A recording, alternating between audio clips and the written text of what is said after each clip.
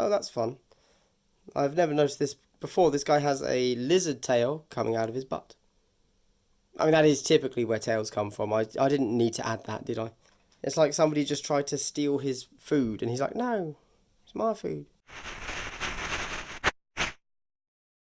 Hello everybody, it's Glass Half Dead here, and today we are looking at Splintered Fang and Corvus Cabal.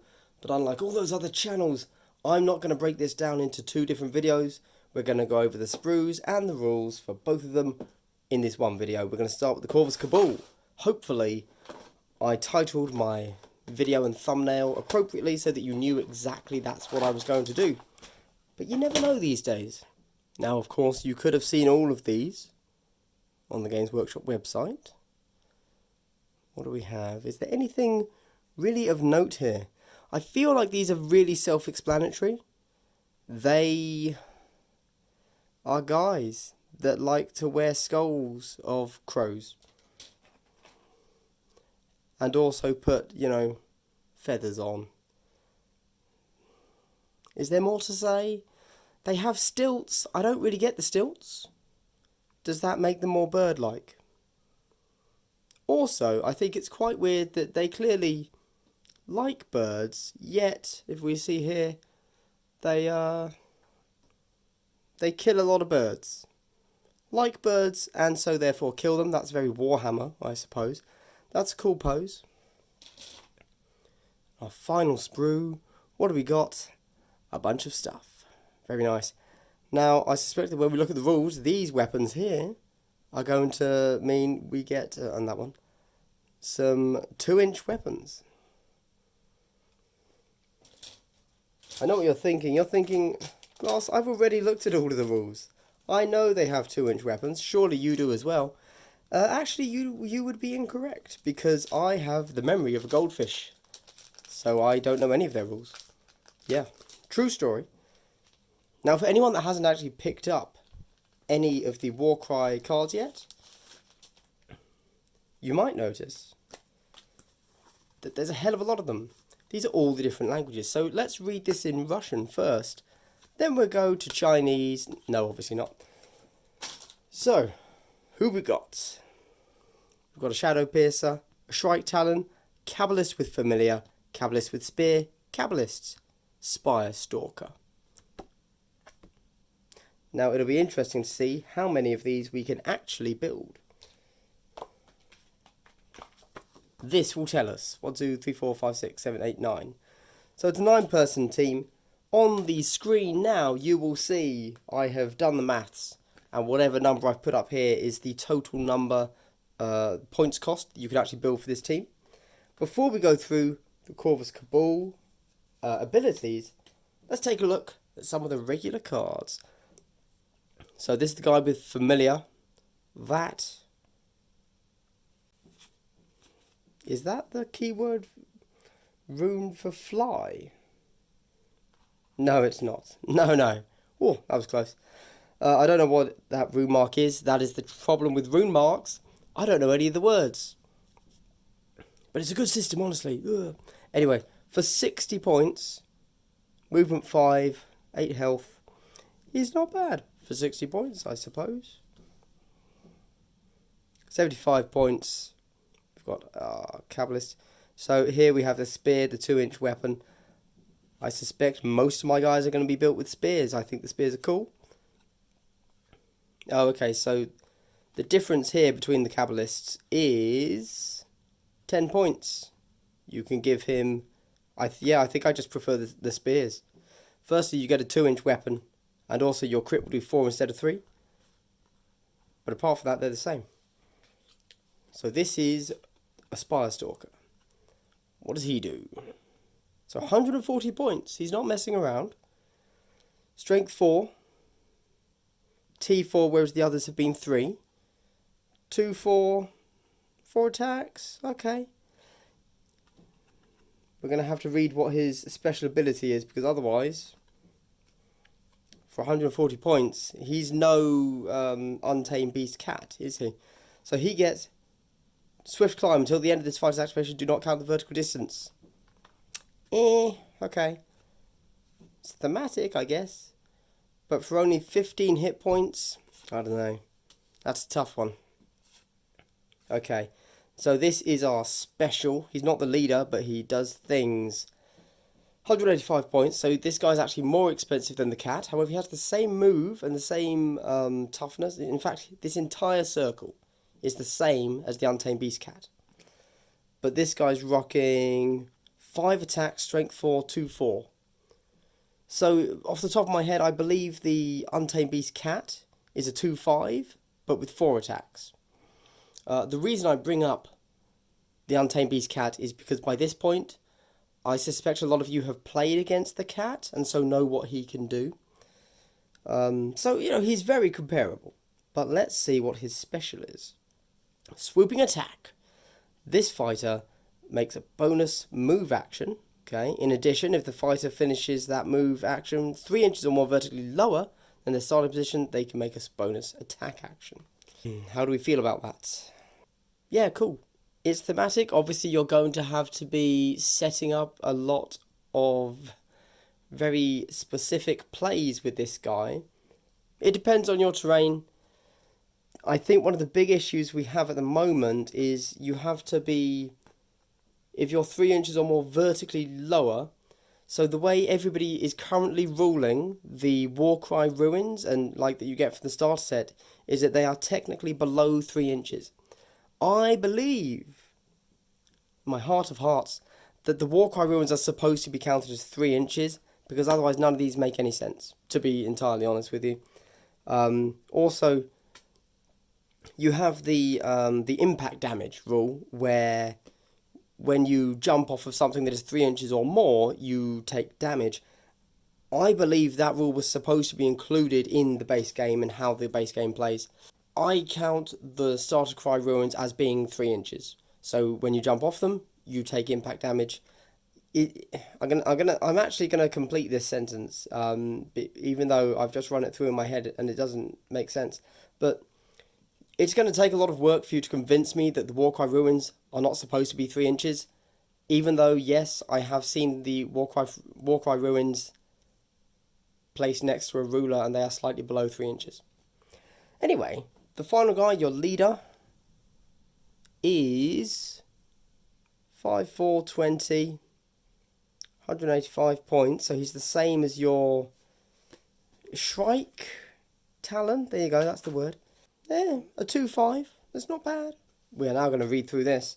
So the first double is a Raven Dart. Pick a visible enemy fighter within 8 inches of this fighter and roll a dice. On a 3 to 5, allocate 1 damage point to that fighter. On a 6, allocate the value. So now that I've played the game a few times, I would generally say that is useless. Unless you have a double 6s. Then, this is cool. Like, well, no, not cool. Sorry, you're still having to crit and get a 6. Then you would consider using it. The only other time I would use this is if I had a double and for some reason I didn't change it into a trip. Like, but 1 point of damage, who cares? Then another double is Swift Climb, which we've already read. Another double is Harrying Raven, which I am going to read. Pick an enemy fighter within 20 inches of this fighter until the end of the battle round. That fighter cannot make disengage actions. I like that. So this is going to be used by the Cabalist with Familiar only. And how do we feel? It's interesting. It's interesting.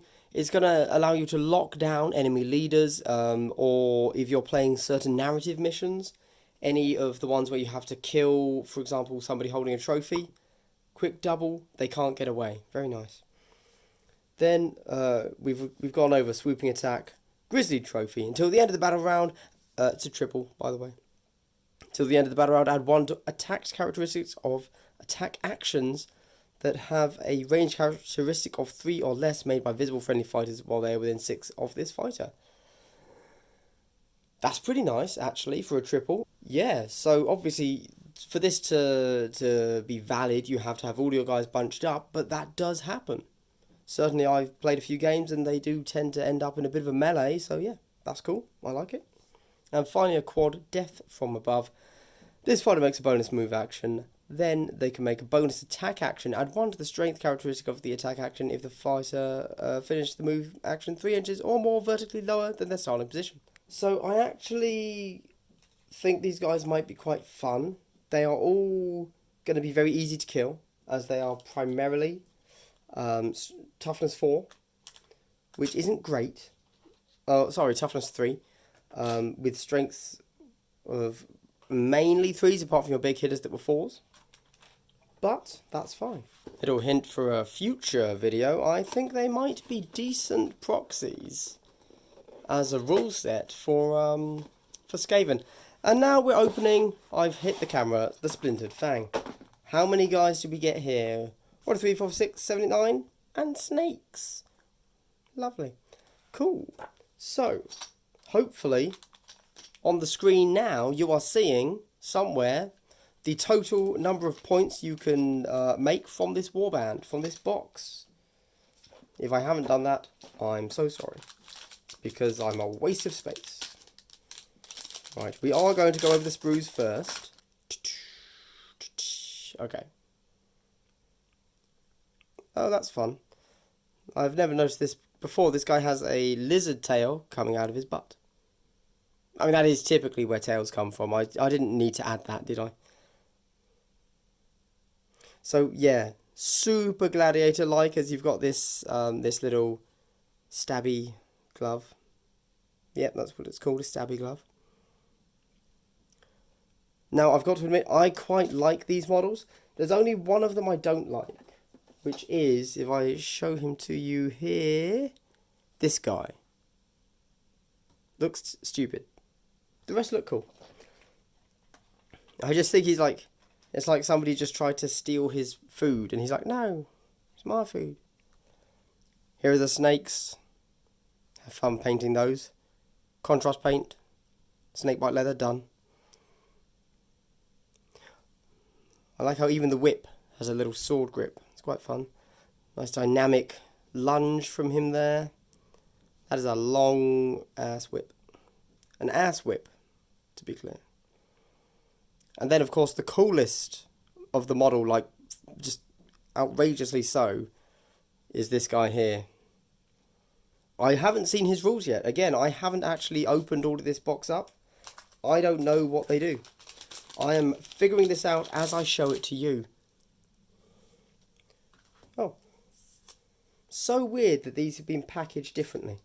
Leader first. 180 points. That is in line with most leaders.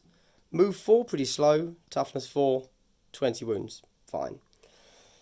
2-inch weapon, pretty nice. 4 attacks. Strength 4, 2-5. So he's pretty damn in line with all other leaders. Let's see. Oh god. What his ensnaring net does. So it's a double. So that's interesting. So this is our first leader that has a double. Like as an ability. Normally they're a trip that I've seen so far. Ensnaring net. Pick a visible enemy fighter within 3 inches of this fighter till the end of the battle round. The enemy fighter cannot make move actions or disengage actions. I'm okay with that, I suppose. Okay. Now we have the big guy, the Splintered Fang dude himself. What can he do?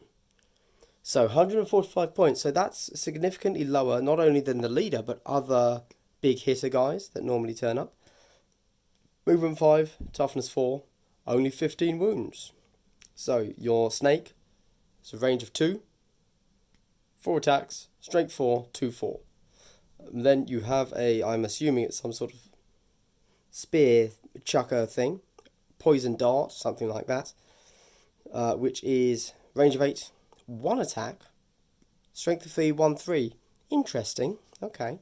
Now let's take a look at what his magical ability is. Snake Charmer. Pick a friendly fighter with the Beast rune mark within 4 inches of this fighter. The fighter makes a bonus attack action. So that's obviously going to be the snakes, which immediately makes this guy comparable to the Beastmaster guy from the Untamed Beasts, who has the exact same ability on a double, but except with a very strong, powerful, scary beast like Tiger Dude. So this is fun though. We instantly get to find out how this guy stacks up. So 6-inch move, toughness 2, 8 health. Right. 1 attack, Oh, sorry, range 1, 5 attacks with a strength of 3, 1, 4. Huh. 65 points. So, let's check out what he can do. He's a beast. There are no beast rune marks. Okay, we don't have to read another rune then. But obviously that's just there so that he can be activated by the snake charmer. Yeah, okay. Well, I hold my reservations till the end of the video. Right, this is... Oh, I should probably find out who this is. Pureblood. This is a pureblood. That's kind of Aryan, isn't it? So, 125 points. Now, he's only got 12 health. Anyway, 1 inch, 4 attacks, strength 4, 2, 4. And he has the Bulwark rune mark. I believe that's the Bulwark rune mark. Triple, Relentless Killer. A fighter can use this ability only if an enemy fighter has been taken down by an attack action made by them. This activation, the fighter makes a bonus attack action. For a triple, that's not very exciting, but whatever. So obviously having a base attack of 2 damage is pretty good. That's something you can take away from him. However, I don't know. Anyway, this guy is Venom Blood with Barbed Whip. Sorry, Barbed Whip. And he's got something else. So, again, okay. So, toughness 5, which is good because he's got a shield. But then only 10 wounds. Range of 3, pretty nice. 3 attack, strength 4, 1, 2. Ooh, I don't like him. There you go. Clearly, this is the Splintered Fang's thing. They are glass cannon, I guess, because they're only having 10 health. This is painful to watch. This is now the Venom Blood with Spear and Shield. 135 points. Yep, 4, 5, 10, so exactly the same as that other Venom Blood. Oh, sorry, they both have Fanged Buckler. I'll read that in a moment. Now, he's got a range of 2, 3 attacks, strength 4, 2, 4. I definitely prefer this guy to that guy. Now, obviously, he's more points, so that probably makes a lot of sense. But I really like things with the base damage of 2. Just because it's kind of guaranteed decent damage. Anyway, let's read what they can do with the Fanged Buckler for a double. Pick a visible enemy fighter within 1 inch of this fighter and roll a dice. On a 3 to 4, allocate 1 damage to that fighter. On a 5 to 6, allocate a number of damage points to that fighter equal to the value of this ability. So this is very, very similar to what we saw over with the Corvus Cabal, where their first double was they do 1 damage, or on a 6 do the value of this ability. Except only certain members can use this one. They have to have the buckler. It's still a double, and it's on a 5 to 6 that you do the damage. Aside from that, so it's obviously better, but aside from that, I think that unless you're rolling with a 5 or a 6 on that double, yeah. And still you have to roll a 5 or a 6 again on the roll. Nah. Okay. This guy is a Venom Blood with Dueling Blades. So, movement 5, toughness of 3. Interesting. These guys both had a toughness of 5 because they had a shield. But that means that the shield has given them 2 extra toughness instead of just 1. Yep, range of 1, 4 attacks, strength 3, 2, 4. Okay, fine. I preferred the other guy. But the other guy's more expensive, so of course I do. This guy is a Venom Blood with Blade and Barbed Whip. He's got a whip, which is a 1-2 weapon, and he's got a blade, which is a 2-4 weapon. He's 85 points. Okay, and we've got the model that I distinctly do not like the look of. Who's he? He's just a regular Clearblood. Again, scary names. Movement of 4, toughness of 3, 10 wounds, 65 points. 4 attacks, strength 3, 1, 3. 4 attacks is nice, but I suspect... Oh, this is our last guy, because this is a Clearblood with Shield. Yep, and that means obviously he gets the Fanged Buckler ability, which is nice. 70 points. Yeah. Okay, before I say anything, let's read the abilities I haven't yet read. Maybe this will change it all. So on a double, we get Poisoned Weapon. Till the end of this fighter's activation, the strength characteristic of attack actions made by this fighter counts as being higher than the target's toughness characteristic. Okay, that's not bad actually. That's very nice. That means most of your guys are probably going to be wounding normally on 5s. If you're lucky 4s, this is going to make them always wound on 3s. Very cool, actually, very cool. We've read Ensnaring Net, we've read Fang Buckler, we've read Snake Chamber, and we've read Relentless. Finally, we have a quad, Paralyzing Venom. Till the end of this fighter's activation, add the value of this ability to the damage points allocated by critical hits from attack actions made by this fighter, and after each attack action made by this fighter, roll a dice. On a 5 to 6, until the end of the battle round, the target fighter cannot make move or disengage actions. So you're spending a quad and praying for a 6. That's a tough ask, isn't it? So these guys have 4 attacks. That's probably going to be the most we get, isn't it? Oh, 5 attacks from the snakes. Okay. 4 attacks, 4 attacks. So, really, obviously, you're wanting to get the most dice thrown, because using a quad on a 6 is tough. You're going to want to not only roll as high as you can on your quad. If you've got a quad that's 4 1s, what's the point? You may as well use Onslaught for 2. If you manage to roll a 6 for your quad, use it, and then roll a 6 on 5 dice, which actually is a good chance of doing that. I think it's like an 84% chance of doing that, something like that. Then, yeah, actually, not a bad ability. However, not as cool as I'd hoped. I think from the 2 of the boxes that I just opened, I had have gone into it preferring the Splintered Fang, because I think this guy looks cool as balls. Having come out of it, if for some reason I had to play one of these 2 armies only, I'd probably go Corvus Cabal. And anyway, this has been Glass Half Dead. I've now opened 2 boxes for you. I hope on this exact same day I've also released another video where I've opened up the Shattered Storm Vault, which I'm very excited about. So go and check that video out. If not, then, like, subscribe, comment anyway, and tell me what you think of the Splintered Fang and the Corvus Cabal. This has been Glass Half Dead. Hope you've had a good day and continue to have a good day. Saying goodbye.